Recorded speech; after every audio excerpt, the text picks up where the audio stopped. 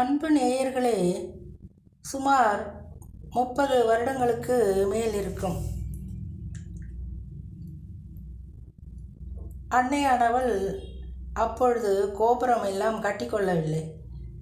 அசோக மரத்தடியில் அமர்ந்திருந்தால் வெட்ட வெளியில் வரிசையாக பனைமரங்கள் இருக்கும். தெற்கு புறத்திலும் வடக்கு புறத்திலும் இயற்கை எழிலுடன் மிகவும் அழகாக இருப்பாள். முன்றைய பதிவுகளிலெல்லாம் காட்டியிருக்கின்றோம். எப்பொழுதும் அன்னையை சென்று வணங்கிவிட்டு வரும் வழக்கம் எங்கள் அனைவருக்கும் இருந்தது. அன்னை என்ன நினைத்தாலோ,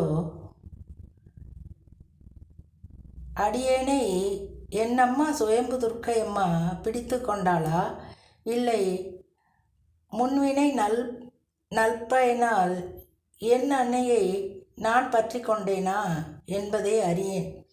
இப்படி சென்று வரும் காலகட்டத்தில் அன்னையானவள் அவளது நாமத்தை சொல்லி ஒரு நாளைக்கு 1008 முறை எழுத வைத்தாள். அதாவது கணக்கு செய்தால் 1,08,000 வரும். வீட்டில் அனைவரும் வெளியில் சென்ற பிறகு ஒரு நோட்டும் பேனாவும் எடுத்துக்கொண்டு அன்னை இருக்கும் இடத்திற்கு சென்று விடுவேன். அங்கிருக்கும் பனைமரத்தில் நிழலில் அமர்ந்து கொண்டு எழுத ஆரம்பிப்பேன். ஏனென்றால் எந்த தொந்தரவும் இருக்காதல்லவா. வீட்டில் இருந்தால் யாராவது வந்து கூப்பிடுவார்கள். அப்பொழுதெல்லாம் உழவு தொழில் நடந்து கொண்டிருக்கும். எல்லோரும் அங்குதான் மதிய உணவை சாப்பிடுவார்கள். வயல் வேலை முடிந்த பின்பு என்ன நினைத்து கொண்டார்களோ, அடியேன் அறியேன். பொதுவாக பனைமரத்து அடியில் அமரக்கூடாது என்று எங்கள் வீட்டில் சொல்வார்கள். ஏனென்றால் பனைமரத்து தேள் கொட்டினால் கடுமையான விஷமுடையது, தேர முடியாது. அதேபோல் பனைமரத்து உச்சில் விஷ ஜந்துக்களும் இருக்கும், அது வெயில் நேரத்தில் மேலே விழுந்துவிடும் என்றெல்லாம் சொல்லியிருந்தார்கள் குழந்தை பருவத்தில் நாங்கள் இருந்த பொழுது.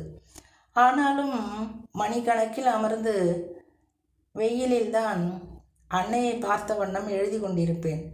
ஒரு விஷ ஜந்துக்களும் அடியேனை தொந்தரவு செய்யவில்லை.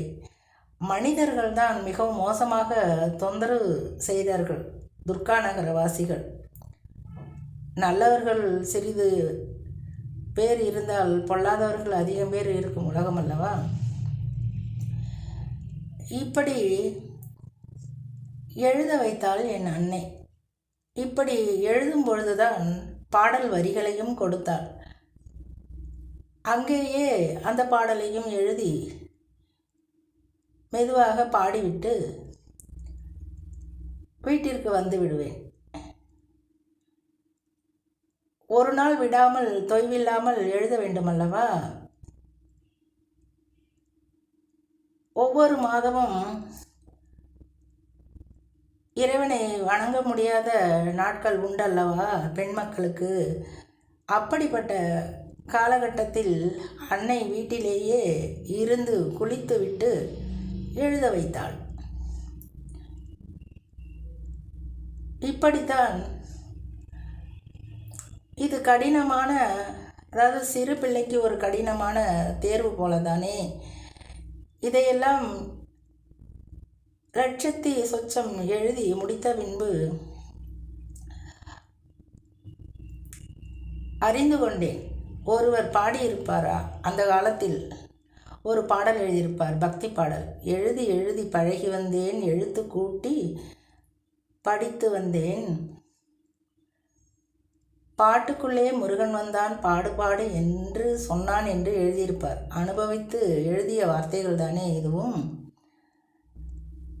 அதன் பின்புதான் லௌகிக வாழ்க்கை என்பது எங்களது வாழ்வில் மெல்ல மெல்ல மறைந்து போயின. பொதுவாகவே திரைப்படங்களும் தொலைக்காட்சி பார்க்கும் வழக்கமும் அதிகமாக இருக்காது. அடியேனுக்கு ஒரு பழைய படங்களோ பக்தி படங்களோ பார்க்க வேண்டும் என்று அமர்ந்தால் சோதனையாக விருந்தினர் வருவார்கள், அல்லாவிட்டால் பவர் கட் ஆகிவிடும். இதிலிருந்து நாம் அறிந்து கொள்ள வேண்டியது தான், சரி இதெல்லாம் நமக்கு வேண்டாம் என்று அன்னை எண்ணுகிறாளோ என்று அடியேன் எண்ணிக்கொள்வேன். இந்த சிற்றறிவுக்கு அப்படித்தானே எண்ண தோன்றும். ஆகையால் தான் நிறைய நேரங்கள் இன்றளவும் அடியேனுக்கு கிடைத்த வண்ணம் இருக்கின்றன. தொலைக்காட்சியில் செய்திகளை கேட்பதோடு சரி.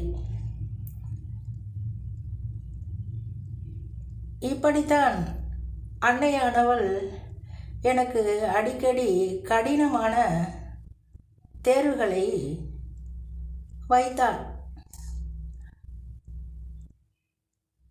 அடியேனும் மிகவும் சிரத்தையுடனும் விருப்பமுடனும் அவற்றையெல்லாம் செய்யும் ஒரு அடிமை, என் அன்னையின் அடிமை. அதாவது ஒரு தவம் செய்ய வேண்டுமென்றால் காட்டில் சென்று ஏகாந்த நிலையில் இறைவனையே எண்ணி தவம் செய்வது என்பது ஒரு விதம். அந்த காலத்தில் முனிவர்களும் ரிஷிகளும் செய்தார்கள். இந்த கலிகாலத்தில் என்ன செய்ய முடியும்? ஒரு பெண்ணாய் இருந்து அப்படித்தான் போய் ஏகாந்தமாய் அமர்ந்து விட முடியுமா? காலம் அப்படியா இருக்கிறது? எந்த காலத்திலும்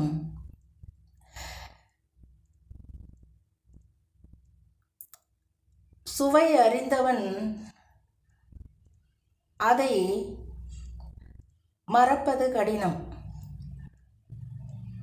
சுவை அறியாதவனுக்கு, ஏனென்றால் அந்த சுவை என்னவென்று தெரியாது, அவன் வழியே தவம் இருக்கலாம். அறிந்தபின் விடுவது என்பது அத்தனை சுலபமல்ல. ஆனாலும் இல்லறத்தில் இருந்து கொண்டே எங்களால் இதையெல்லாம் புறந்தள்ள முடிந்தது என்றால் என் அன்னையின் அருள் கடாட்சம்தானே.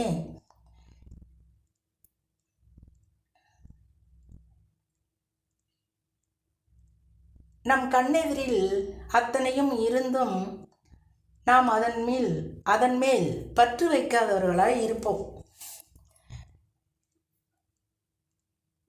இதுவும் ஒரு தவம் தானே அன்பு நேயர்களே.